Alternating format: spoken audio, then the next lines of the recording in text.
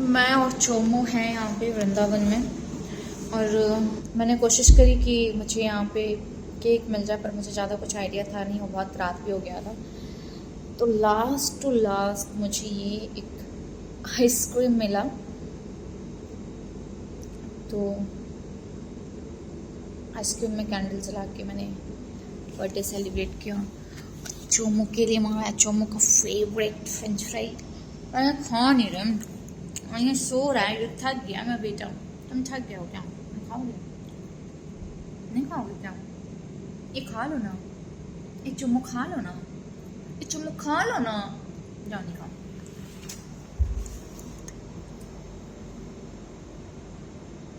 Bye bye दर्शक। Mummy happy birthday, mummy happy birthday dear mummy. Thank you चोमी, thank you. चलो फूको फूको फूक मारो। अब खाए? अच्छा अच्छा अच्छा अच्छा अच्छा जल्दी आ जा मेरा बच्चा। मम्मा को खिलाओ, मम्मा को खिलाओ।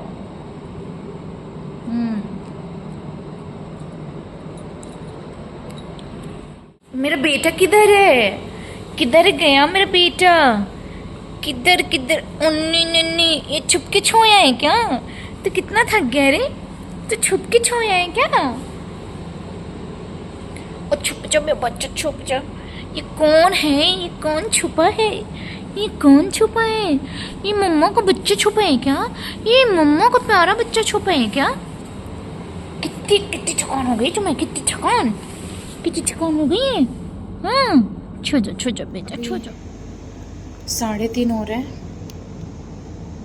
और मैं तैयार हो गई हूँ। महाराज जी के दर्शन के लिए जा रही हूँ मैं। चोमू नहीं जाएगा, चोमू यहीं पे रहेगा और सिर्फ मैं जाऊंगी अकेले। अभी मम्मा आ जाएगी ना? तुम नहीं जाओगे अभी?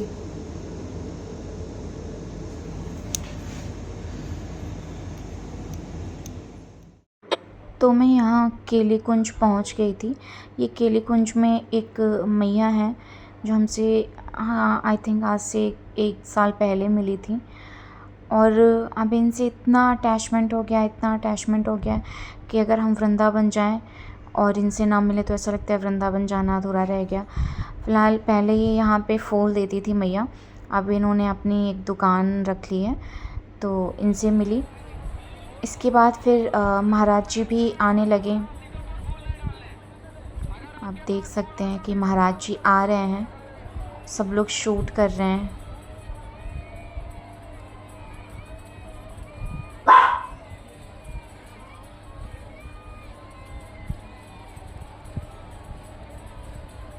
पहले महाराज जी काफ़ी सुबह आते थे, लाइक 3 बजे इनके दर्शन होते थे, कभी 2:45, कभी 3 बजे। लेकिन अभी महाराज जी 5 बजे आ रहे हैं।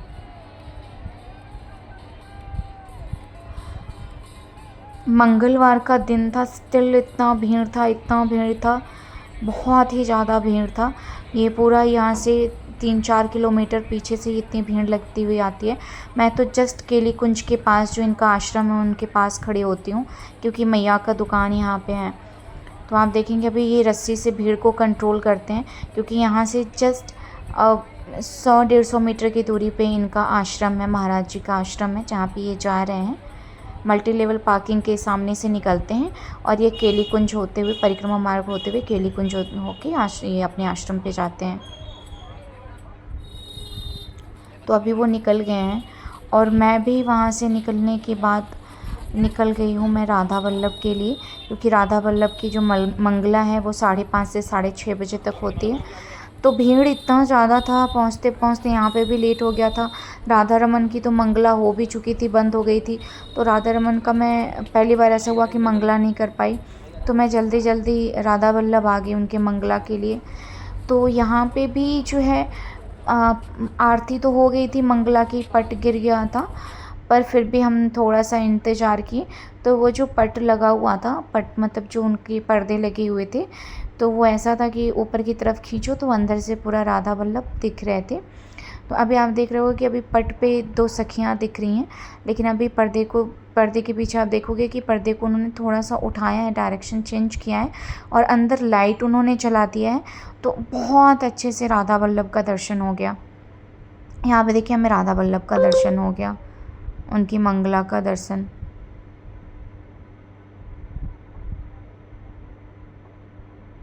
बहुत ही अच्छे से दर्शन हो गया। दर्शन करने के तुरंत बाद हमने यहाँ पे गिरिराज जी की परिक्रमा करी। थोड़ा सा वीडियो में कुछ तो प्रॉब्लम आ रहा है, आई डोंट नो क्या शूट करने में कुछ दिक्कत आ गया या क्या हुआ। तो यहाँ पे गिरिराज जी की परिक्रमा करने के बाद हम वहाँ से फिर निकल गए यमुना घाट के लिए। यमुना घाट पे जाके मैंने दीपदान किया।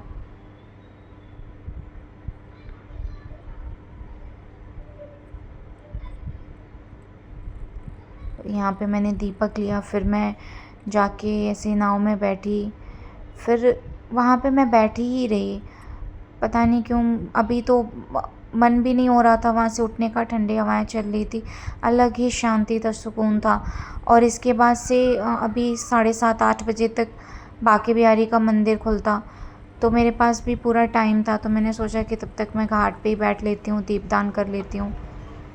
वहाँ से निकलने के बाद मैं थोड़ी ही दूर पे गई, वहाँ दीपक जलाया। सब लोग वहाँ पे नौका पे बैठ के नौका विहार कर रहे थे। मैं सबको बस ऐसे ही देख रही थी बैठ के।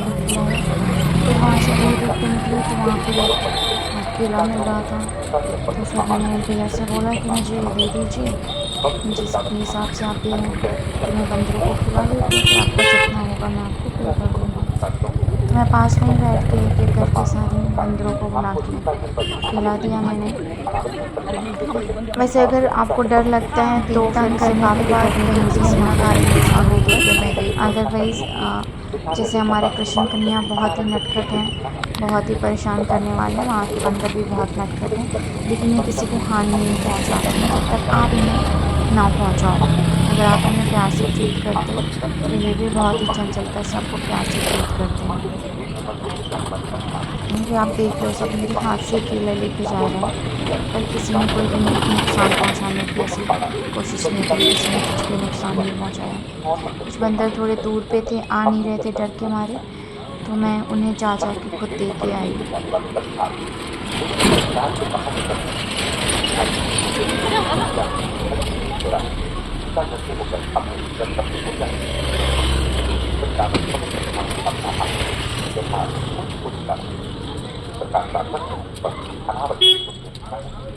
यहाँ ऑलमोस्ट जितने भी आसपास में थे बंदर मैंने सबको दे दिया था, बाकी कुछ ने तो दोबारा से भी लिया।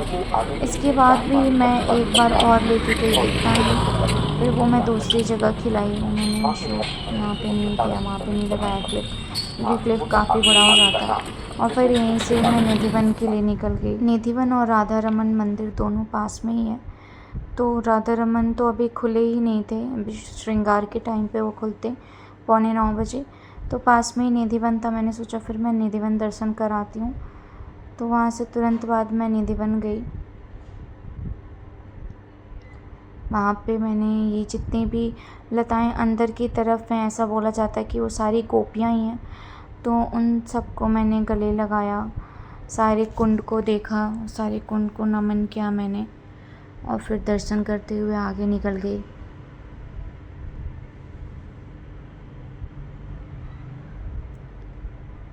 निधिवन के अंदर भी बहुत सारे छोटे छोटे मंदिर हैं जहाँ पे लीला होती है राधा कृष्ण की, जहाँ पे राधा जी ने बांसुरी चुराई थी, जहाँ पे ललिता सखी को प्यास लगा था तो भगवान श्री कृष्ण ने उनके लिए कुआं बनाया था।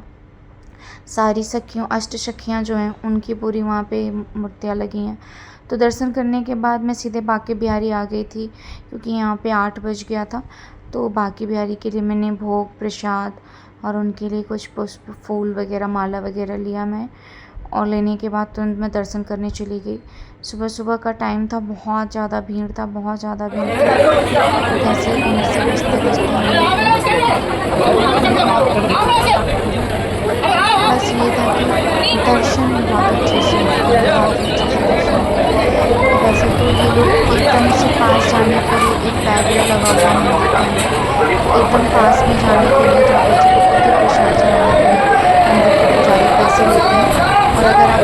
एक बैरियर के बाहर से अगर आप अपना फूल और प्रसाद दे देते हैं तो चढ़ा के देते हैं। कभी कभी आपके हाथ में आता है, कभी कभी कोई और ले लेता है, क्योंकि इतना भीड़ होता है, प्रसाद हर किसी को चाहिए होता है। तो हमें हमारा प्रसाद मिल गया, लेकिन हमने दर्शन बैरियर के अंदर जाके नहीं किया, क्योंकि हमारे पास खुले कैश नहीं थे और ऑनलाइन वहाँ पे जाके इतनी भीड़ में रुकना करना बहुत दिक्कत हो जाता है। तो हम वहाँ से दर्शन करके निकल लिए।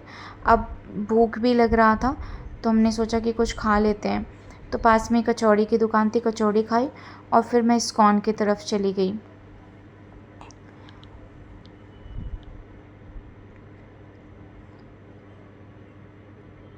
रोड क्रॉस करके मैं इस्कॉन मंदिर में गई और फिर वहाँ पे थोड़ी देर बैठी, फिर सब दर्शन किया मैंने और रिकॉर्ड भी किया हम लोगों ने।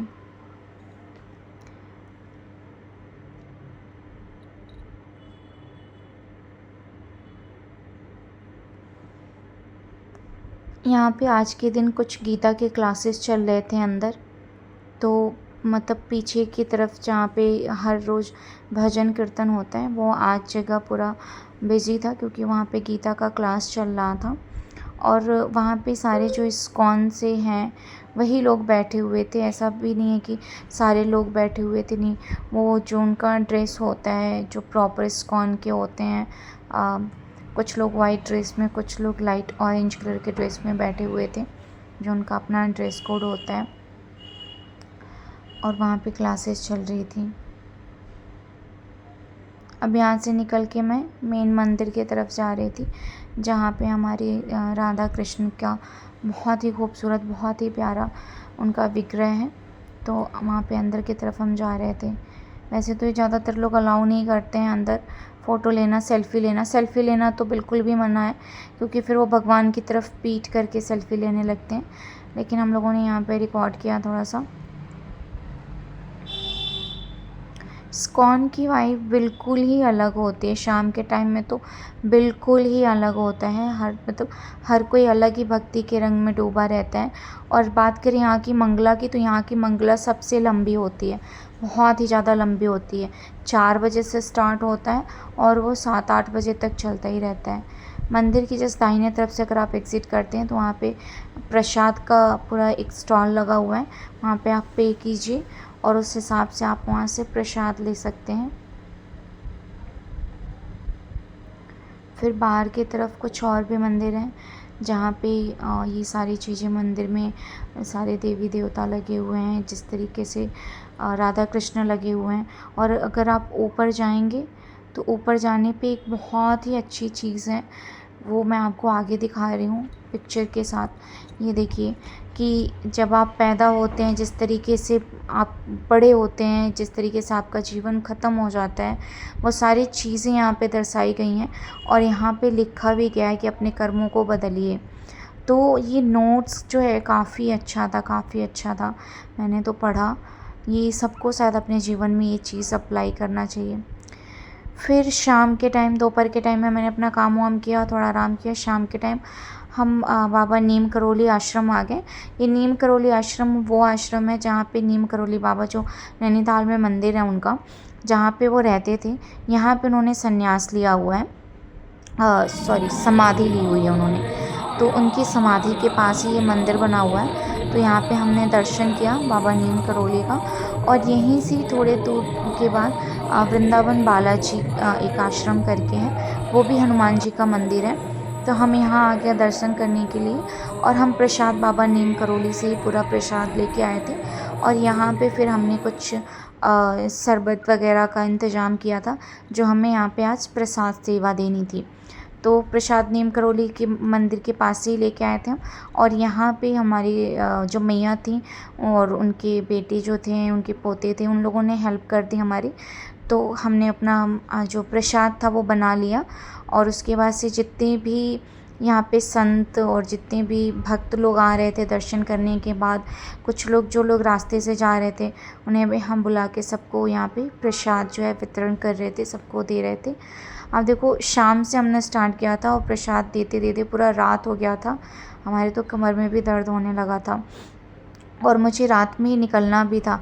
तो फिर जल्दी जल्दी मतलब ये भी था कि प्रसाद सेवा के बाद राधा रमन का भी दर्शन हो जाए, क्योंकि मंगला में मैं दर्शन कर नहीं पाई थी उनका, और उनके बगैर दर्शन के मैं कभी वृंदावन से वापस नहीं आती। तो एक दिन में तो पूरा वृंदावन दर्शन कर पाना बहुत ही मुश्किल है, और वृंदावन जानने के लिए वृंदावन का होके रहना पड़ेगा। तो मैंने कोशिश किया कि एक दिन में जितना हो सके मैं सबके दर्शन कर पाऊँ, जितना सेवा हो सके कर पाऊँ। इसीलिए जो भी मेरा ये जन्मदिन का दिन रहा ना, पूरा दिन बिजी रहा। यहाँ पे सेवा करके हम फटाफट राधा रमन के लिए निकल गए। अच्छी बात ये थी कि बाहर ही गेट पे हरी लाइट दिख गई, मतलब कि खुले हुए थे। अगर थोड़ा सा और लेट करते ना तो यहाँ पे उनके भोग के लिए पट बंद हो जाता। फिर उसके बाद से 9 साढ़े 9 बजे खुलता, फिर यही 10 से 15 मिनट उनका फिर शयन आरती होता और पट बंद हो जाता, तो दर्शन नहीं हो पाते। तो बहुत ही अच्छे टाइम पे मैं पहुँच गई। और अभी जो है चाहे वो बांके बिहारी हों या फिर राधा रमन हो, इनका फूल बंगला चल रहा है। राधा वल्लभ में भी फूल बंगला चल रहा है। तो जब राधा रमन में फूल बंगला चलता है तो क्या होता है, राधा रमन बाहर होते हैं, ऐसे अपने दरवाजे जो उनका कपाट है उसके अंदर नहीं होते हैं। खूब अच्छे से जो बाहर का हॉल का एरिया है उसमें फूल बंगला किया जाता है, फूलों से सजाया जाता है और राधा रमन को उठा के बाहर लाया जाता है। तो कपाट के पीछे से तो राधा रमन बहुत ही छोटे दिखते हैं, बहुत ही ज़्यादा छोटे दिखते हैं। पर फूल बंगला में जब वो बाहर आते हैं तो थोड़े से बड़े दिखाई देते हैं, थोड़े से बड़े। तो मैंने दर्शन किया इनका। मन तो हो रहा था जब इनकी शयन आरती हो जाए, ये पूरा प्रॉपर सो जाए तो उनको सुला के ही जाऊं, लेकिन मुझे निकलना भी था और ज़्यादा रात हो जाता। फिर हमारे कैब वाले भैया चले जाते। मैंने उनसे बहुत बात करके रिक्वेस्ट करके बोला था कि भैया आप रुक जाना, शाम तक अगर कोई सवारी ना मिले तो हम साथ में चल लेंगे। तो फिर हम निकल लिए वहाँ से। तो ये रहा मेरा पूरा जन्मदिन का जो 3 जून का ब्लॉग था। ये वीडियो शूट करने में बहुत सारी दिक्कतें आई हैं, क्योंकि जो भी जिसने भी शूट किया वो भी बच्चा ही था, तो उसे ज़्यादा से समझ में नहीं आया। मैंने बस बोला बेटा मुझे ब्लॉग डालना है तो आप